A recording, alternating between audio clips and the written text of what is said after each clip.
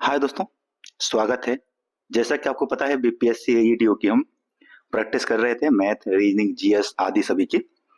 उसी में मैंने सोचा कि क्यों ना अभी जो बीपीएससी टीआरई में मैथ के जितने भी क्वेश्चंस पूछे गए हैं वो भी आपको प्रैक्टिस करवा दिए जाएं, क्योंकि बीपीएससी एईडीओ भी एक तरीके से वही है, एजुकेशन का ही पेपर है।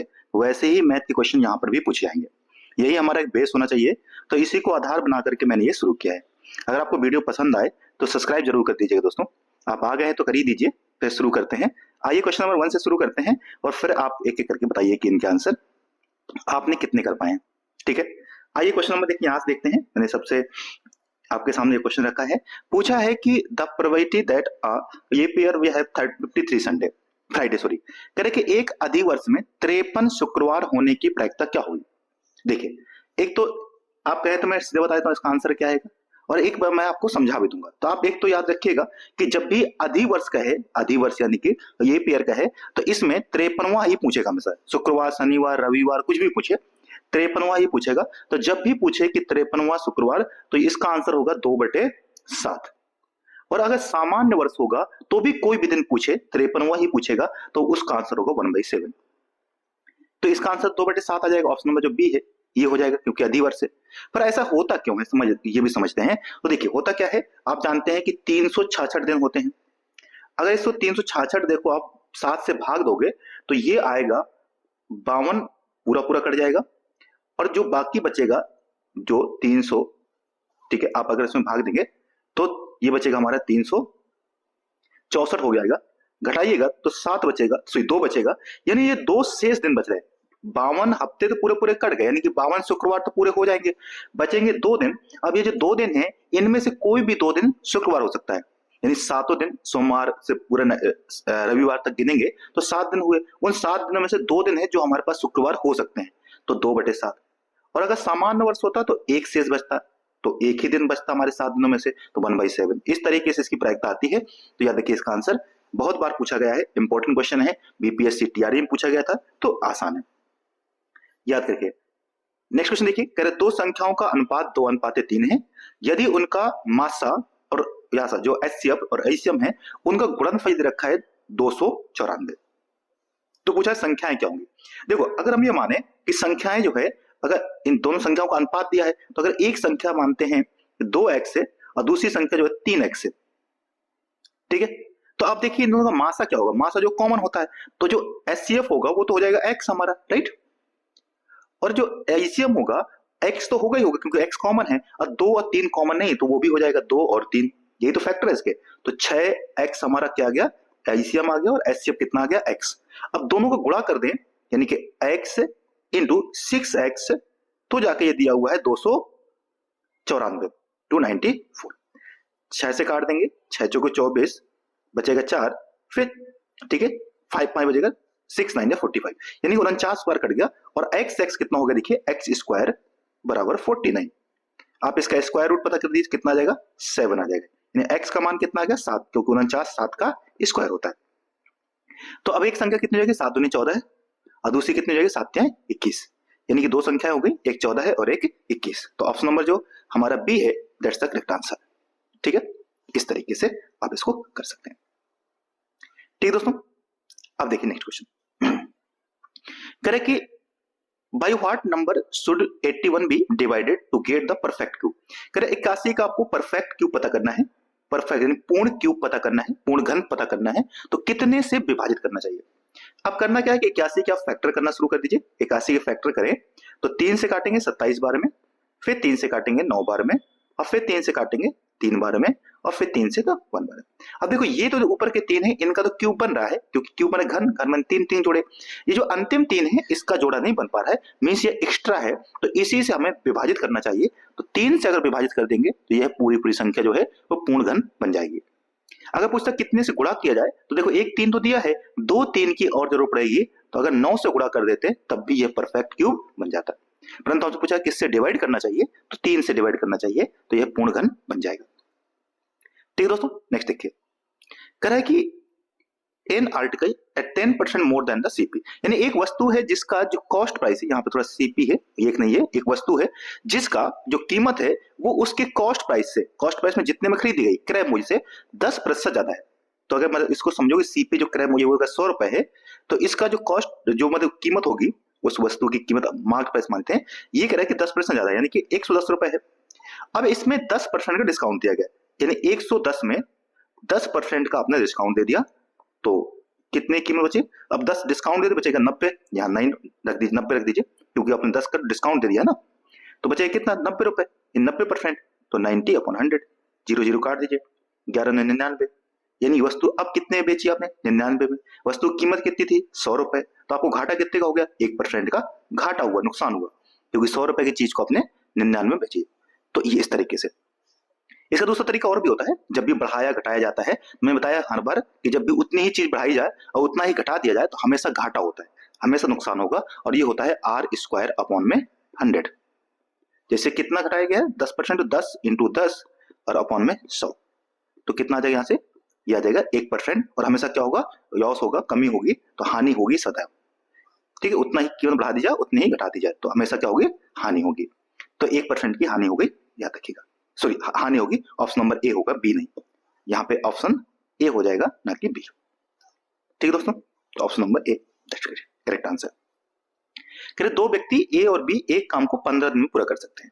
कह रहे दो व्यक्ति हैं ए और बी, वो दोनों एक साथ अगर काम करते हैं तो 15 दिन में पूरा हो जाएगा। अगर कहे बी मतलब पर्सन, मतलब जो यहाँ पे ए दिया हुआ है, कर अगर ए उसे अकेले करता है तो ए सिर्फ अगर काम करता है तो उसको वह काम 20 दिन में कर पाता है। तो पूछा है कि अगर बी सिर्फ करे तो वह कितने दिन में कर पाएगा। तो ऐसे प्रश्नों को सीधे सीधे देखिए, आपने कहा ये 20 और 15 का एलसीएम, यानी एक ऐसा नंबर जिससे दोनों से कट जाए जो, तो 15 चौको 60 और 20 ने 60 भी, तो 15 का भाग देंगे 60 में 4 बार जाएगा और 20 का भाग देंगे 3 बार जाएगा। मीन्स कि अगर दोनों साथ में काम करेंगे तो 4 काम कर रहे हैं, ए सिर्फ अगर काम करता है तो एक दिन में 3 काम करता है। तो बी कितना काम करता होगा? एक काम बी करता होगा, यही तो बात है ना। 4 में से 3 घटा देंगे तो 1, यानी बी कितना काम करता है? एक दिन में 1। और अगर 60 काम करना तो उसको कितने में करना पड़ेगा? तो 1 से भाग दीजिए 60 में, यानी कि 60 दिन में वह काम पूरा कर पाएगा, सिर्फ अकेले करता है। तो ऑप्शन नंबर सी जो है दैट्स द करेक्ट आंसर। ठीक है दोस्तों, नेक्स्ट देखिए। वीडियो पसंद आ रहा है सब्सक्राइब जरूर कर दीजिए दोस्तों। नेक्स्ट देखिए, कह रहा है कि 18 मीटर एक लंबे कमरे में 75 सेंटीमीटर चौड़े एक जो कारपेट है उसको बिछाना है, यानी कि कारपेटिंग करना है। 18 मीटर का कमरा है, ऐसे समझिए कि कमरे के जो है वो कितने का है? 18 मीटर लंबा कमरा है, ये 18 मीटर कमरा है। कह रहे इसमें से एक हमारे पास कारपेट है जिसको बिछाना है, बगीचा है, जिसकी चौड़ाई कितनी देखिए 75 सेंटीमीटर है, और इसको बिछाने की जो कीमत है वो 4.5 रुपए की दर से 810 रुपए आ रही है। तो मीन्स ये है कि अगर 1 मीटर बिछाएंगे तो कितना आएगा? 4.5 रुपए, और ऐसे बिछाते जाएंगे तो टोटल कॉस्ट कितनी आएगी? 810 रुपए आएगी। तो हम इससे पूरे उसकी लंबाई पता कर सकते हैं, किसकी? कारपेट की। तो ये कैसे आता है? टोटल कॉस्ट यानी 810 रुपए, और प्रति मीटर कॉस्ट जो है वो 4.5 रुपए है, 4.5। ठीक है, तो इसको ऐसे रहते थे, ये हमारी जीरो आ दी ऊपर, 800 कितना आ गया? 8100 बटे 45। ठीक है, अब चाहे काटना चाहे तो काट सकते हैं, ऐसे रहते थे, इतना मीटर हो गया। अब हमें चूंकि ये बताना है कि जो कमरे की चौड़ाई हो कितनी होगी, लंबाई पता है 18 मीटर है, तो चौड़ाई हम मानते हैं x होगी, तो इसका जो एरिया होगा, कमरे का जो एरिया होगा और यह जो कारपेट है उसका एरिया बराबर होना चाहिए, तभी हमारा आंसर आ पाएगा। तो देखिए कारपेट का एरिया क्या होगा? लंबाई यानी कि कितनी है? 8100 बटे 45। ठीक है, अब चाहे तो 9 से काट सकते हैं, 9 9 जा 9 बना 45 और 9 9 जा 81, तो 900 और 5 से काट देंगे तो कितना आएगा? 18। ठीक है, यानी 180। तो कारपेट की लंबाई कितनी है? 180 मीटर। चौड़ाई कितनी है? चौड़ाई है 75 सेंटीमीटर। 75 सेंटीमीटर का मीन्स हुआ कि 75 बटे 100, राइट? क्योंकि यही है ना, मीटर में करना पड़ेगा क्योंकि सेंटीमीटर में था। और इधर कमरे की लंबाई कितनी है? 18, और चौड़ाई कितनी है वो हमें पता करनी है। तो चौड़ाई लंबाई 18, चौड़ाई कितनी है? x। दोनों का एरिया बराबर होगा तभी ढक पाएगा। 18 दाम 180, ये हो गया। ठीक है, और 0 से 0 काट दीजिए तो कितना है? देखिए x बराबर आ गया 75 बटे 10, यानी कि भाग देंगे 7.5 मीटर। तो यही हमारा आंसर है 7.5 मीटर, ऑप्शन नंबर बी। ठीक है दोस्तों, सीधे सीधे आंसर आ गया डायरेक्ट। नेक्स्ट देखिए, कह रहे कि the distance between Delhi and Agra is 200 kilometre. Delhi से आगरा के बीच की जो दूरी है वो कितनी है? 200 किलोमीटर है। Suppose you are travelling from Delhi to Agra by car. आप कार से जा रहे हैं, कह रहे 90 किलोमीटर तक आपकी जो स्पीड है वो 120 रहती है, और उसके बाद जो दूरी है वो आपकी 40 किलोमीटर पर आवर की स्पीड से आप जाते हैं। तो पूछा है कि आपको पूरी दूरी तय करने में कितना समय चाहिए होगा ये बताना है। देखो 120 तक तो हम गए कितनी की स्पीड से, 90 की स्पीड से, राइट। तो इतना टाइम तो ये हो गया। बचा कितना, 80 बचा है हमारा डिस्टेंस। तो 80 जो हमने ट्रेवल किया है वो कितने से स्पीड से किया है, 40 से। तो ये तो देखो 2 घंटे हो गया, यहां से इसमें तो 2 घंटे यूज हो गया। बाकी जो बचा है वो आप देखिए, तो अगर 12 को आप 0 से भाग देंगे तो 9 आ जाएगा। तो 9 का भाग दे दीजिए 12 से, 12 में तो 9 एकम 9 बचेगा 30, 3 बच गया शेष। तो अब ये हम 1 घंटा ये हो गया, यानी कि ये कितना हो गया, 3 घंटे हो गए। अब ये जो घंटा है 3 जो बचा है इसको मैं मिनट में चेंज कर देता हूं। तो 60 से गुणा कर दीजिए तो मिनट में आ जाएगा। तो 6 का 18, 180 मिनट हो गया। और 180 को आप भाग दीजिए 9 से, तो 9 दूनी 18, 20 बार कट जाएगा। तो मीन्स ये कितना बार कट गया, 20 बार। तो यानी कि 3 घंटे 20 मिनट हमारा आंसर आ गया। कितना गया, 3 घंटे 20 मिनट, राइट। तो इस तरीके से हमने आंसर आ जाएगा हमारा ए, 3 घंटे 20 मिनट। ठीक है दोस्तों, नेक्स्ट देखिए। ये दिया है, कह रहा है कि 1 + 1/2, फिर दिया है 1 + 1/3, फिर दिया है 1 + 1/4, और ऐसे करते करते करते करते आपका जो आंसर आएगा 1 + 1/120, राइट। तो हमसे पूछा है कि बताइए इसका आंसर क्या आएगा। देखिए अब थोड़ा सा आप ऑब्जर्व कीजिए, जब आप इसको जोड़ेंगे तो 2 एकम 2 1 3, तो 3/2 ये हो जाएगा, क्योंकि यही एक आधा और एक कितना हो गया, ये 1.5 हो गया। ऐसे यहाँ 5 सॉरी ये कितना है, 3 है। तो 3 बन जाए 3 × 4 × 4/3। ऐसे क्या है, नेक्स्ट आएगा 5/4 इंटू, इस तरीके आता जाएगा। और अंत में देखो 121/20, 121/120।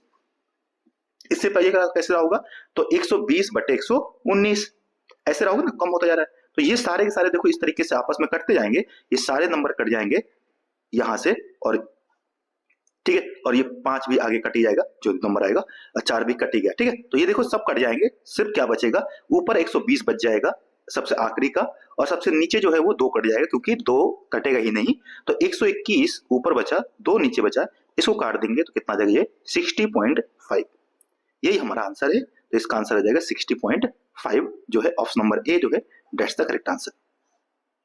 ठीक है दोस्तों, नेक्स्ट देखिए, कह रहा है 3 अंकों की कितनी संख्याएं हैं जो 5 से विभाज्य होगी।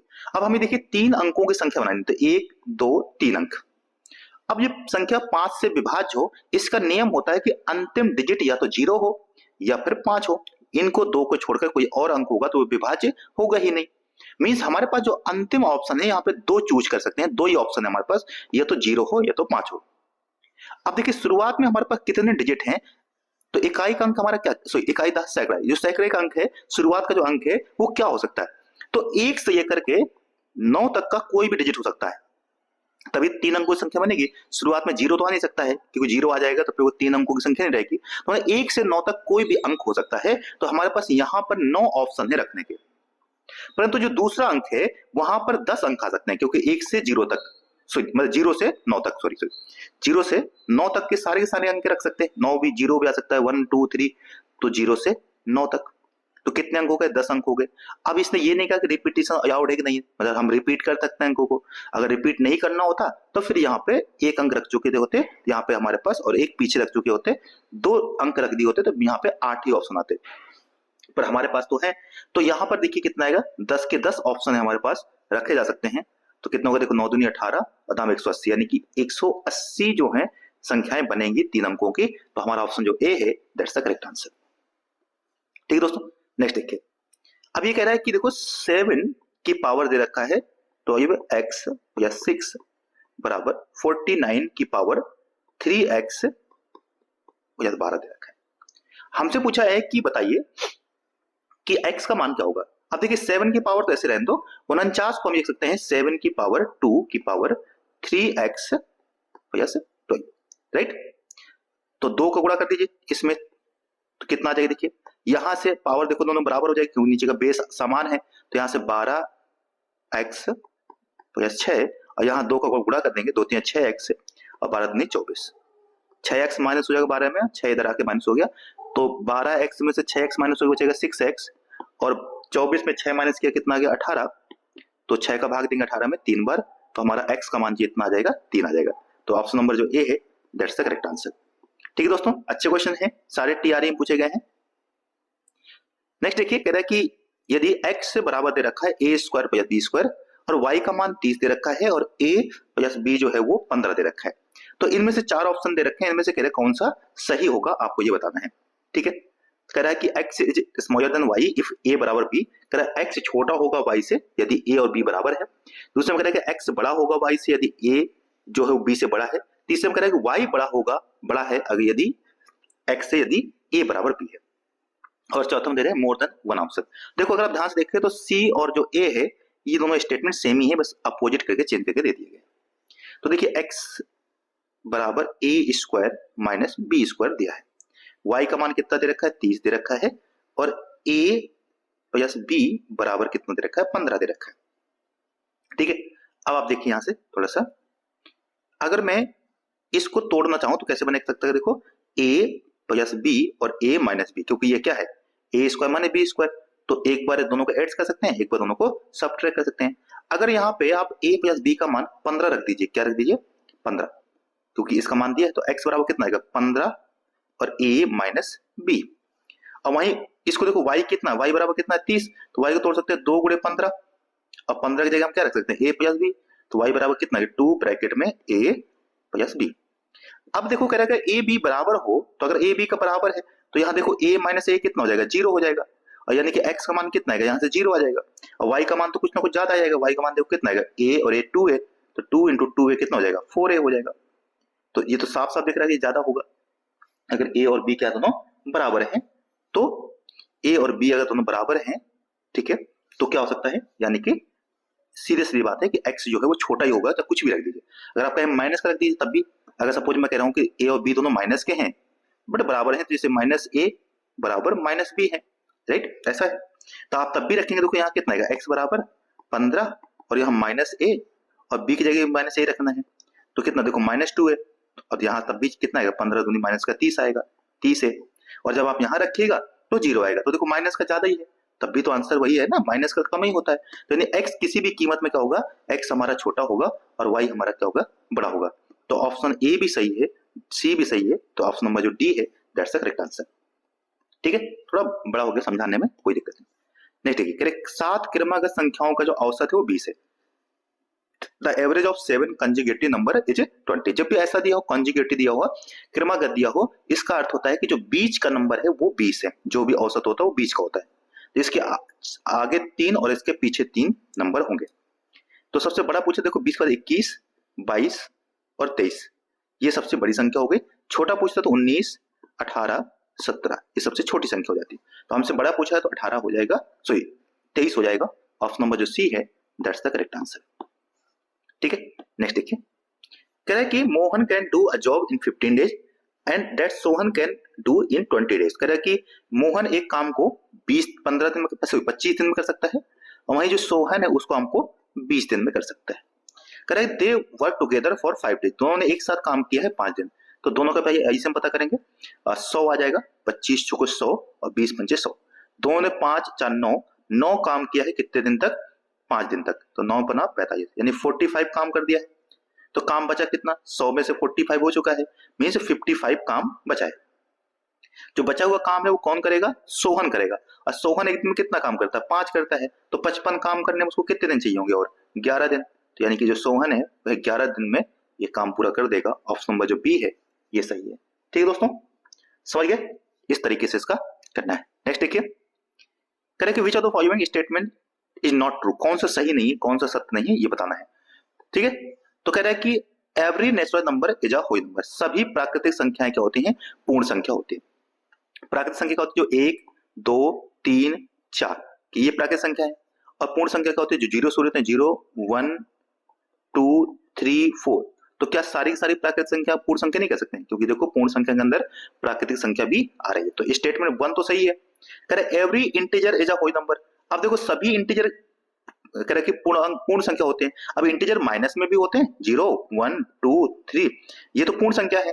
और पूर्णांक क्या होते हैं, पूर्णांक यानी कि इंटीजर क्या होते हैं, वो होते हैं 0 1 2 3, ये तो होते ही होते हैं।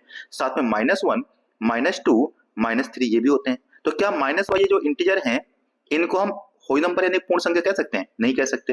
तो यही हमारा स्टेटमेंट क्या है, रॉन्ग है। तो ऑप्शन नंबर जो बी है ये हमारा इनकरेक्ट है। तीसरा कह रहा है every natural number is integer, तो हाँ ये सही कह सकते हैं, सभी प्राकृतिक संख्याएं जो होती हैं वो इंटीजर भी होती हैं, क्योंकि इंटीजर पॉजिटिव भी होते हैं और नेगेटिव भी होते हैं, तो ये सही है। बट जो हमारा बी है वही हमारा रॉन्ग है। नेक्स्ट देखिए, कह रहे एक समीकरण दे रखा है ax square plus bx plus c, कह रहे इसके जो मूल है वो जो है इसके जो रूट्स है वो कब वास्तविक होंगे रियल होंगे।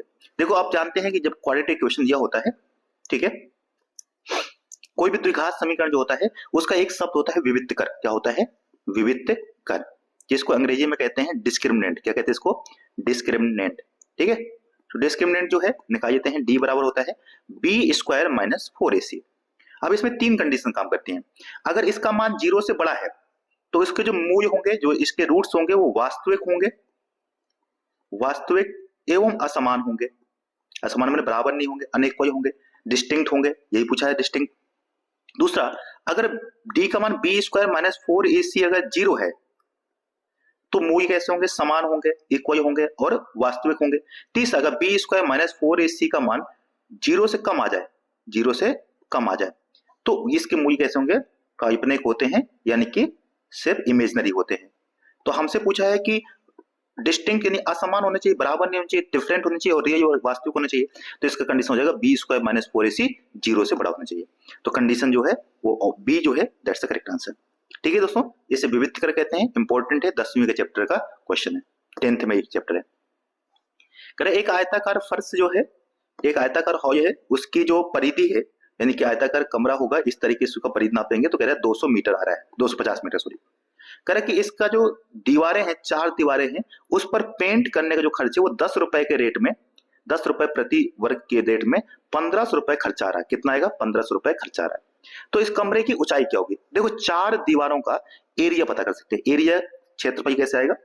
तो आप जानते हैं कि प्रति वर्ग मीटर कॉस्ट दे रखा है 10 रुपए, नहीं 1 मीटर का 10 रुपए और 15,000 रुपए खर्च आ रहा है, तो एरिया कितना हो जाएगा? यानी कि 15,000 में भाग दीजिए 10 का, तभी तो एरिया पता करेंगे ना। तो यानी कि 1500 मीटर होगा, 1500 मीटर स्क्वायर एरिया होगा, तब 10 रुपए के रेट से 15,000 खर्चा आया। अब देखिए 4 दीवारें जो हैं, इस 4 दीवारों का एरिया होता है पेरीमीटर इंटू हाइट, परिमाप इंटू ऊंचाई बराबर 1500। ये 8वीं का चैप्टर मतलब क्लास 8वीं की मैथ का ये चैप्टर है 8th स्टैंडर्ड का। पेरीमीटर कितना दे रखा? 250, तो 250 गुणे h बराबर 1500। आप इस 250 से काट देंगे 1500 को, तो ये कितना आ जाएगा? 6 बार में कट जाएगा, 6 मीटर, यानी कमरे की ऊंचाई कितनी है? 6 मीटर है। Option number see that's the correct answer. ये इसका दूसरा याद रखिएगा, एक सूत्र और होता है, इसमें बताया पेरीमीटर, ये होता है 2 ब्रैकेट में length plus breadth into height, इसी को हम परिमाप भी कह सकते हैं। ये है एरिया ऑफ 4 वॉल, 4 दीवारों का क्षेत्रफल। ठीक है, तो याद रखिएगा ये।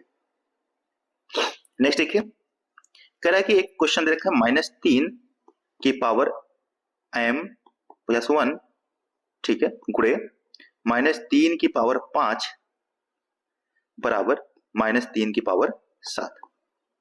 आप जानते हैं गुणे में पावर क्या होती है? जुड़ती हैं। तो आप इन दोनों पावर को जोड़ दीजिए, -3 की पावर और गुणे, तो ये हो गया m प्लस 1 प्लस 5। अब पावर बराबर कर दीजिए, दोनों बराबर हैं तो बेस आधार बराबर है, तो देखो इधर 7 आ जाएगा, तो m प्लस 6 बराबर 7। ये जाके उधर घट जाएगा तो m का मान कितना आ जाएगा? 1 आ जाएगा। यही हमारा आंसर है। तो ऑप्शन नंबर 1 है, दैट्स द करेक्ट आंसर। ठीक, नेक्स्ट देखिए, कह रहा है कि एक बेलन है, एक सिलेंडर है जिसकी रेडियस दे रखी है 7 सेंटीमीटर, उसका टोटल सरफेस एरिया, कोई पृष्ठ का क्षेत्रफल कितना देखा? 968 सेंटीमीटर स्क्वायर। तो पूछा है कि उसका ऊंचाई बताइए क्या होगी। आप जानते हैं सिलेंडर का टोटल सरफेस एरिया टीएस से होता है 2 पाई आर एच प्लस आर। ये दे रखा कितना? 968 सेंटीमीटर स्क्वायर। 2 की जगह 2 रख देते हैं, पाई का मान 22/7, आर का मान त्रिज्या 7 दे रखी है तो आर का मान 7, अंदर भी h और प्लस 7 बराबर 968। ये 7 से 7 कट गया तो h प्लस 7 बराबर, ये ऊपर दोनों में ऊपर है, नीचे भेज दीजिए, 968 को 2 और 22 से भाग दे दीजिए। 11 से काट देते हैं, 11 दूनी 22, 11 88, ठीक है, और फिर 8 बचेगा, 88 ये बचेगा, तो 2 दूना 4 और ये 4 से काट देंगे, 4 मिनट 4 मिनट, ठीक है। तो कितना देखिए h प्लस 7 बराबर कितना आ गया? 22। 22 आ गया, 7 घटा देंगे तो h बराबर कितना आ जाएगा? 15 सेंटीमीटर। ऊंचाई कितनी हो जाएगी 15 सेंटीमीटर। ऑप्शन नंबर ए जो है दैट्स द करेक्ट आंसर। ठीक है दोस्तों, नेक्स्ट देखिए, करे एक समानांतर चतुर्भुज है, डायग्राम ABCD है, यानी एक समानांतर चतुर्भुज है ABCD। करे कि इसके A और B कोण का अनुपात दे रखा है 1:2। देखिए ये A है, ये B है। आप जानते हैं समानांतर चतुर्भुज के जो संगत कोण होते हैं, करस्पॉन्डिंग यानी कि जो एडजेसेंट एंगल होते हैं, उनका जो योग होता है A और B का जो सम होगा वो कितना होगा 180 डिग्री होगा। ठीक है, और सम्मुख कोण क्या होते हैं बराबर होते हैं। तो हमसे पूछा है A बताइए, और रेशियो कितना देखा 1:2, यानी A कितना है 1, तो एक और टोटल कितना होगा देखो 3, 3 में से एक भाग किसका है A, तो 3 1/3 इंटू 180, 3 से काट देंगे 60 बार में, तो आंसर 60 डिग्री आ गया। यही हमारा आंसर है। ठीक है, वहीं B कितना होगा 120 डिग्री। ठीक है दोस्तों, नेक्स्ट देखिए, करे एक वस्तु की जो कीमत है वो 10% बढ़ाई जाती है, फिर 10 घटाई जाती है। सेम क्वेश्चन है, बताया था अभी, 10 बढ़ा दिया 10 घटा दिया, 1% का घाटा होगा। ऑप्शन नंबर बी जो है वही सही है, बस पीछे करवाया था वही सेम क्वेश्चन है। नेक्स्ट देखिए, दो संख्याओं के बीच का जो अंतर है वो 66 है। दोनों संख्याओं का अनुपात दे रखा है 5:3। तो अगर एक संख्या 5x है तो दूसरी कितनी होगी 2x। 5 - 2 बराबर कितना दे रखा है 66। तो 3x बराबर कितना आ गया 66। 3 से काट देंगे कितना आ जाएगा 22। तो x का मान कितना आ गया, x बराबर कितना आ गया 22, 22। तो x का मान 22 आ गया। तो बस संख्या क्या होगी, तो एक तो 22 दूनी 44 44 होगा, और 22 पंचे 110, एक संख्या 110 होगी, एक हमारी 44 होगी। ऑप्शन नंबर जो सी है that's the correct answer. Next देखिए, कह कि द क्वाड्रेटिक इक्वेशन, कह कि एक द्विघात समीकरण ज्ञात कीजिए जिसके जो मूल्य है वो -1, यहाँ देखिए -1 और 4 है। तो यानी देखो, आप द्विघात समीकरण जानते हो कि ये होता है x² minus alpha plus beta into x plus alpha into beta बराबर 0। ये द्विघात समीकरण का सूत्र है, जहां अल्फा बीटा जो होते हैं वो रूट्स होते हैं, मूल होते हैं। तो जैसे यहाँ पे अल्फा दिया है -1 और बीटा दिया है कितना 4, तो आप यहाँ रख दीजिए x² minus -1 plus 4 into x plus -1 into 4। तो x² यहाँ बचेगा कितना 3, माइनस का 3x, और ये हो जाएगा 4 बन जा माइनस का 4। तो ऑप्शन नंबर जो है देखिए ए है, दैट्स द करेक्ट आंसर। ठीक है दोस्तों, समझ पा रहे हैं मैं क्या कर रहा हूं। ठीक, नेक्स्ट देखिए, कह दो भाइयों की उम्र का अनुपात दे रखा है 4:3। ठीक है, दो भाइयों की जो एज का रेशियो है वो 4:3, 4:3 है। अगर बड़ा भाई जो है 6 वर्ष, कह कि यदि बड़ा भाई छोटे भाई से 6 वर्ष बड़ा है तो दोनों भाइयों की उम्र में क्या होगा। तो देखो, अगर एक भाई की उम्र 4x है, दूसरे कितनी है 3x, तो 4x माइनस 3x क्योंकि बड़ा है, दोनों का अंतर कितना है 6 वर्षों का है। तो x बराबर कितना आ गया 6 आ गया। तो एक भाई कितने का 24 वर्ष का होगा और दूसरे 18 वर्ष का होगा, 6 का 18। तो एक 24 का, दूसरा 18 वर्ष का। ऑप्शन नंबर ए जो है दैट्स द करेक्ट आंसर। ठीक है दोस्तों, नेक्स्ट देखिए, करें 50 नंबर्स आर गिवन, 50 संख्या दी गई हैं, प्रत्येक संख्या को 53 से घटाया जाता है। तो इस तरह प्राप्त संख्याओं का जो माध्य है, जो एवरेज है वो कितना है -3.5 है। मीन यानी कि मीन में माध्य या एवरेज कह सकते हैं। तो कह रहे कि अगर प्रत्येक संख्या को तो आपने 53 से घटा दिया है तो इतना आया है, मीन्स कि जो भी संख्या रही होगी वो 53 से कम होगी, तो माइनस में आ रहा है। ठीक है, सपोज मैं कह रहा हूं कि वो नंबर x रहा होगा, हर संख्या x होगी, तब आपने इसमें 53 घटाया। ठीक है, 53 घटाया, तब जाके प्रत्येक संख्या में कितने का अंतर होगा माइनस का 3.5, एवरेज में सभी संख्याओं का। बात तो वही है ना। तो अब इसको आप उधर भेज दीजिए, तो x बराबर देखो कितना आएगा 53 प्लस हो गया -3.5, आप इसको घटा दीजिए, सीधा सीधा आंसर आ जाएगा 49.5। ठीक है, अब आप ये मत बताइए कि औसत है तो यहाँ आपने एवरेज क्यों नहीं पता किया, क्योंकि सभी संख्याओं में घटाया गया ना, किसी एक संख्या में नहीं, तो वो बराबर ही आएगा, दोनों तरफ सेम ही हो जाएगा और कट के उतना ही आएगा। ठीक है, तो ऑप्शन नंबर सी जो है दैट्स द करेक्ट आंसर। जब भी कहेगा इतना घटाया गया तो उतना जोड़ दीजिए, जब भी कहे इतना गुणा किया गया उतने से भाग दे दीजिए, जब भी कहे इतने से भाग दिया गया आप उतने से गुणा कर दीजिए, हमेशा आंसर आ जाएगा। ठीक है, नेक्स्ट देखिए, करें एक त्रिभुज की दो भुजाएं 8 सेंटीमीटर 9 सेंटीमीटर है तथा इनका एरिया जो है वो 12√15 है, ये 12√15 है। ठीक है, तो कह रहे हैं उनका जो क्षेत्रफल है वो 12√15 है। तो तीसरी भुजा ज्ञात कीजिए। अब देखिए ये क्वेश्चन थोड़ा सा काफी बड़ा है, अगर आप इसको हीरोन का सूत्र का प्रयोग करेंगे तब इसका क्वेश्चन आएगा, पर मैं आपको बताता हूँ हीरोन का सूत्र क्या होता है।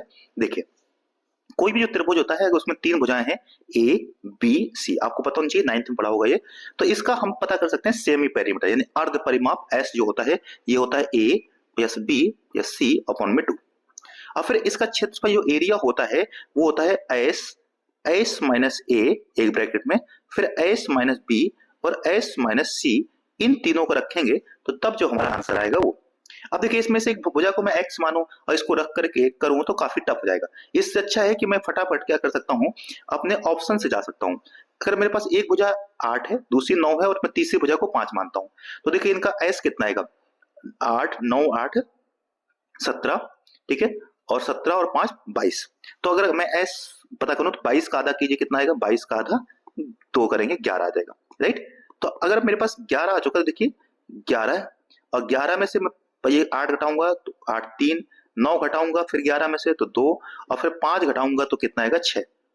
अब देखो 3 दूनी 6 ये हो गया और 6 ये हो गया, तो एक 6 बाहर आ जाएगा, 6 बाहर आ जाएगा, 100 कितना रह जाएगा 11 रह जाएगा।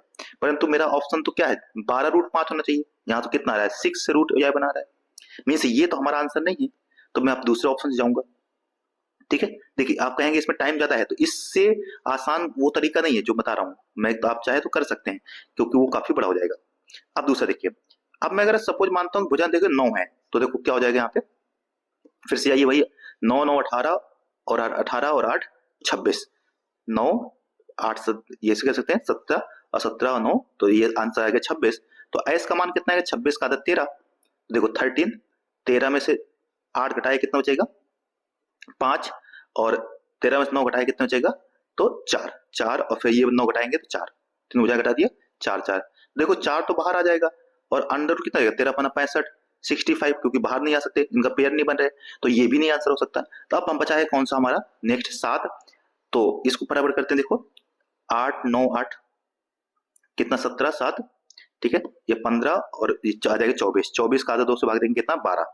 तो अब देखो यहाँ रखते हैं तो 12, अब 12 में 60 घटाएंगे कितना बचेगा 4, 9 घटाएंगे बचेगा 3 और 7 घटाएंगे बचेगा 5, देखिए 4 3 12 और एक ये 12, तो एक 12 बाहर आ जाएगा, अंडर रूट में कितना रह जाएगा 5, यही हमारा आंसर है, यानी ऑप्शन नंबर जो सी है दैट्स द करेक्ट आंसर। दोस्तों इसमें थोड़ा टाइम हो सकता है कि आपका 1 मिनट यूज हो जाए, परंतु आप इसको आसानी से कर पाएंगे, बहुत कॉम्प्लिकेटेड नहीं होगा। अदरवाइज आप तीसरी भुजा को x मान के करेंगे तो काफी बड़ा हो जाएगा, ठीक है। तो ये हो गया हमारा आंसर।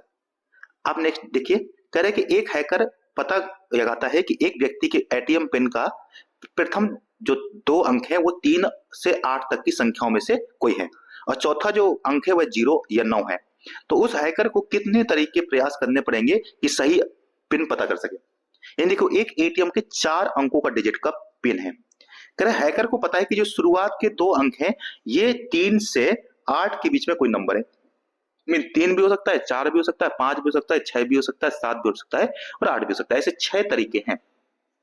तो इन दोनों शुरुआत के प्रयासों में उसको 6 प्रयास करने पड़ेंगे, यहाँ पर 6 तरीके रख सकता है, इसमें 6 तरीके से रख सकता है। अंतिम उसको पता है कि या तो 0 है या तो 9 है, यानी इसमें 2 ही प्रयास करने हैं, 0 रखना है या तो 9 रखना है। अब जो तीसरा अंक है वो हमें नहीं पता कि क्या है, मीन्स वह है 0 से 9 तक के बीच में कोई भी संख्या हो सकता है, तो यानी कि इसमें 10 प्रयास यहाँ करने पड़ेंगे, राइट। तो कितना हो गया देखो 36 दूनी 72 गुणे 10 तो 720, अगर वह 720 अटेम्प्ट करता है तो वह सही आंसर तक पहुंच सकता है कि कौन सा पिन होगा। तो उसको कितने अटेम्प्ट करने पड़ेंगे 720 अटेम्प्ट करने पड़ेंगे अगर उसको इतनी जानकारी है, ठीक है।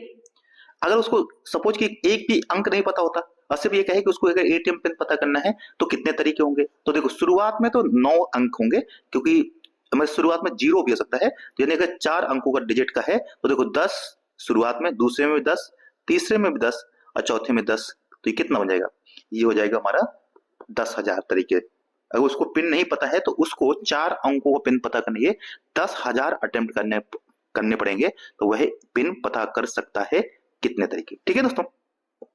नेक्स्ट देखिए, अ शॉपकीपर बाइस an item for 615 rupees and सही इतने यानी 615 में खरीदता है और 820 में बेचता है, तो उसको बताओ कितने का फायदा हुआ, उसको हो गया 205 रुपए का फायदा।